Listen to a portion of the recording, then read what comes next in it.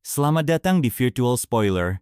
Jangan lupa like, komen, subscribe, dan follow. Chapter 598. Batu Roh Emas. Sisa-sisa kapal Perang Dunia Bawah kelas 8. Semua orang terkejut dan langsung menatap Little Gourd. Di seluruh dunia, jumlah sekte yang mampu memiliki kapal perang tingkat 8 bisa dihitung dengan jari. Selain kekuatan super yang benar-benar mendominasi, hampir semua kapal perang tingkat 8 dibuat di lautan formasi jiwa, dan jumlahnya pun sangat terbatas. Sisa-sisa? Gengsing tampak ragu. Tergantung seberapa parah kerusakannya. Little Gourd melambaikan tangannya dengan santai, seolah sedang memberi perintah kepada Yung Xiao. Tanpa berkata apa-apa, Yung Xiao segera mengeluarkan tas penyimpanan dan menyerahkannya kepada Gengsing. Li Feiyu tersenyum tipis, merasa situasi ini cukup menarik. Namun, semakin dia mengamati Yung Xiao, semakin besar rasa penasarannya. Gengsing menerima tas penyimpanan itu, lalu memeriksanya dengan kesadaran spiritualnya. Begitu melihat isinya, ekspresinya langsung berubah menjadi gembira. Reruntuhan kapal perang ini dikumpulkan dari Demon Plains. Meskipun tidak sepenuhnya utuh, bagian intinya masih dalam kondisi baik dan tidak mengalami banyak kerusakan. Jika dibandingkan, nilainya memang jauh lebih tinggi daripada kapal perang Matahari Emas tingkat 7. Bagus, aku akan mengambilnya, kata Gengsing sambil melambaikan tangannya. Ia kemudian menyerahkan kotak batu giok putih kepada Yung Xiao. Tanpa mengubah ekspresinya, Yung Xiao menerimanya dan segera mundur ke belakang Little Gourd dalam diam. Begitu mendapatkan kayu pemelihara jiwa itu, Yung Xiao langsung mengirimnya ke dalam tablet alam dewa. Tak lama setelah itu, terdengar suara muda dan mendesak dari bawah. "Berikan padaku, cepat, berikan padaku." Seorang bayi kecil melompat kegirangan, air liurnya menetes saat ia tertawa. "Haha, ini memang pohon pembangkit jiwa yang berasal dari tubuhku. Tidak salah lagi." Bayi itu adalah Lil Wu, dan dialah yang merasakan keberadaan kayu pemelihara jiwa sejak awal, sehingga ia segera meminta Yung Xiao untuk mendapatkannya. "Cepat berikan padaku."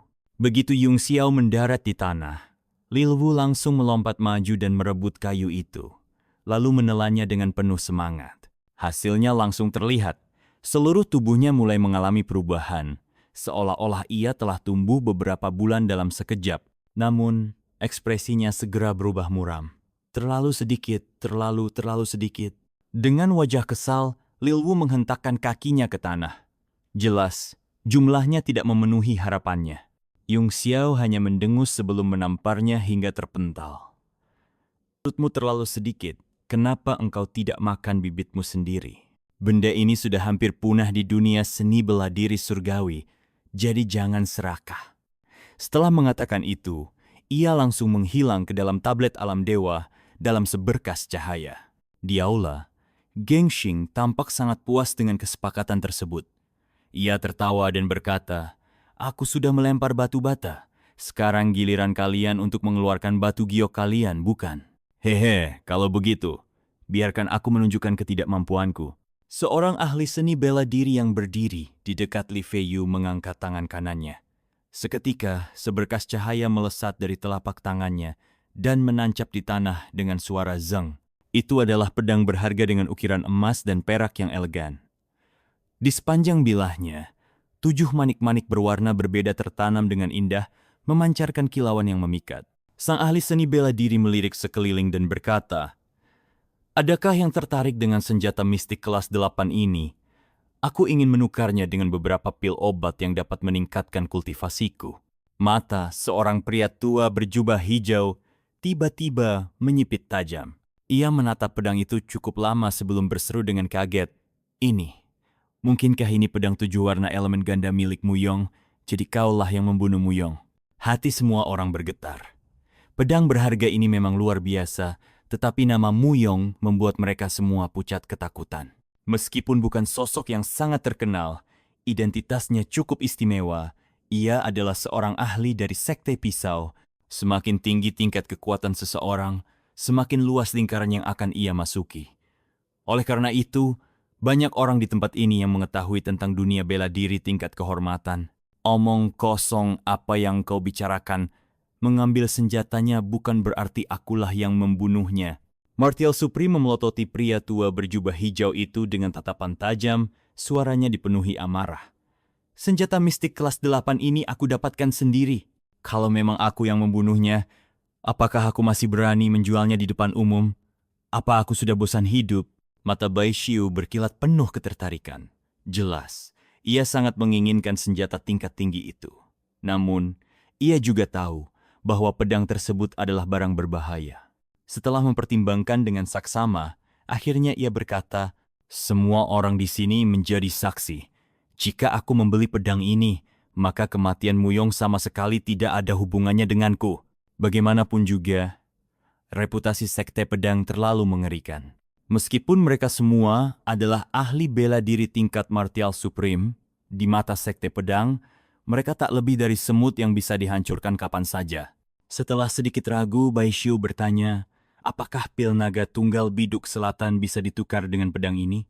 Martial Supreme mengerutkan kening dan berkata, pil naga tunggal biduk selatan. Pil itu memang dapat meningkatkan kekuatan, tapi jika kau ingin menukarnya dengan pedang ini, kau harus menyediakan setidaknya 300 butir. Ekspresi Bai Shiu langsung berubah. Wajahnya mengeras, terlihat jelas bahwa ia mulai kesal. 300 pil, kau mencoba memeras aku. Martial Supreme itu hanya mendengus. Pil naga tunggal biduk selatan hanyalah pil tingkat 8 kelas bawah. Bahkan jika aku menelan 300 butir sekaligus, efeknya tetap terbatas bagiku. Kalau engkau tak bisa menawarkan sesuatu yang lebih berharga, maka aku dengan berat hati akan menerima 300 pil sebagai gantinya. Kalau aku punya 300 pil, tentu aku akan menggunakannya sendiri. Bai Shiu menjentikkan lengan bajunya dengan kesal dan kembali duduk di kursinya. Namun, matanya masih terpaku pada pedang itu, seolah enggan melepaskannya. Memang, nilai pedang 2 elemen 7 warna ini jauh di atas 300 pil naga tunggal. Tetapi, jangan lupakan satu hal, pedang ini dulunya milik seorang ahli dari sekte pedang. Seberapa banyak orang di sini yang cukup berani untuk membelinya? Meskipun semua orang bisa bersaksi bahwa kematian Muyong tidak ada hubungannya dengan pembeli, apakah para Martial Sovereign Sekte Pedang akan mau mendengarkan penjelasan mereka? Tidak banyak ahli Martial Sovereign yang dikenal memiliki kesabaran baik. Ekspresi Martial Supreme itu sedikit berubah. Ucapannya barusan langsung menghapus niat beberapa orang yang sebelumnya tertarik untuk menawar. Ketika menyadari bahwa tak ada yang bersedia berdagang, ia mendengus kesal dan berkata, baiklah, kalau tidak ada yang berminat. Dengan satu kibasan lengan bajunya, pedang itu berubah menjadi kilatan cahaya dan kembali ke dalam cincin penyimpanannya. Ia duduk kembali dengan wajah gelap. Tuan Muda Li, Anda adalah Martial Supreme termuda di sini, sekaligus salah satu dari 4 bintang yang sedang naik daun di wilayah utara. Anda juga pemuda nomor 1 dari toko harta karun 10.000, gelar yang memang pantas Anda sandang. Semua orang pasti menantikan untuk melihat harta yang Anda miliki. Yang Ping, yang menyadari suasana mulai memanas, segera melangkah maju untuk mencairkan ketegangan. Ia tersenyum ke arah Li Feiyu. Li Feiyu tertawa kecil dan berkata, Tuan yang terlalu melebih-lebihkan. Sebenarnya, saya tidak memiliki sesuatu yang ingin saya perdagangkan. Namun, setelah berpikir sejenak, ia melanjutkan. Tapi karena saya sudah datang ke pameran dagang ini, tidak ada gunanya hanya menjadi penonton. Kebetulan saya memiliki sebuah barang berharga. Mari kita lihat apakah ada yang tertarik. Ucapan itu memang masuk akal. Dengan sumber daya yang melimpah dari toko harta karun 10.000, jika ada sesuatu yang diinginkan Li Feiyu tapi belum berhasil ia dapatkan, kemungkinan besar barang itu memang tidak akan ditemukan di tempat ini. Semua mata kini tertuju padanya dengan penuh harap. Dengan sekelebat cahaya, sepotong logam putih muncul di tangannya. Permukaannya tampak halus dan lembut seperti air. Sekali lihat saja, orang-orang sudah bisa menilai bahwa itu adalah barang yang luar biasa. Jantung Yung Xiao bergetar. Ia langsung mengenali benda itu.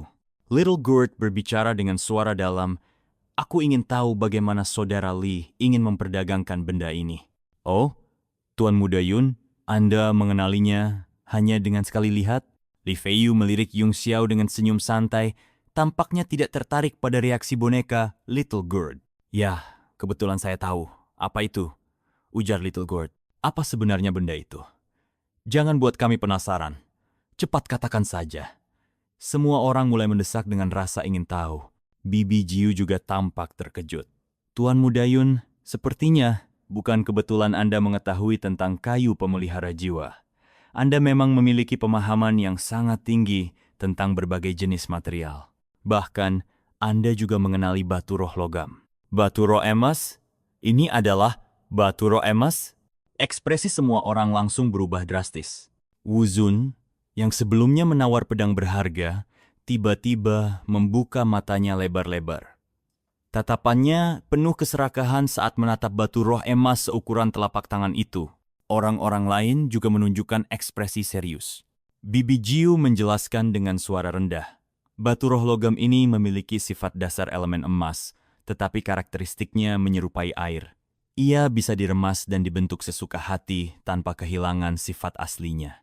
Karena itu, batu ini sering digunakan oleh para alkemis dalam penyempurnaan baju perang. Sepotong batu roh emas sebesar ini sudah cukup untuk membuat baju perang tingkat 8. Meskipun batu roh emas bukan bahan utama dalam pembuatan baju perang, ia tetap merupakan inti terpenting. Kemampuannya untuk berubah ukuran sesuka hati dan bergerak bebas saat menempel pada tubuh menjadikannya material yang sangat berharga.